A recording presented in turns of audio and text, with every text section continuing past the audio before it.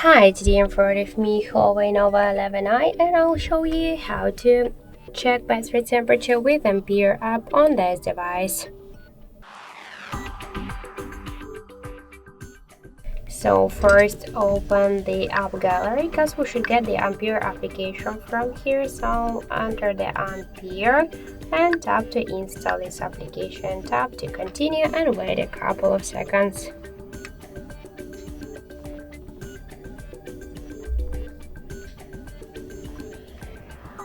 So after that, we should open the application,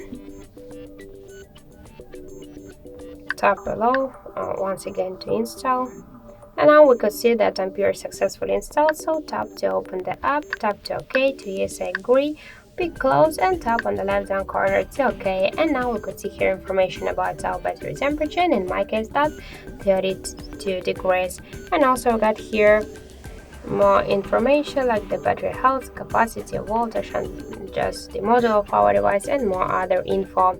So that's it. Thank you for watching, and if you find this video helpful, leave thumbs ups and subscribe our channel.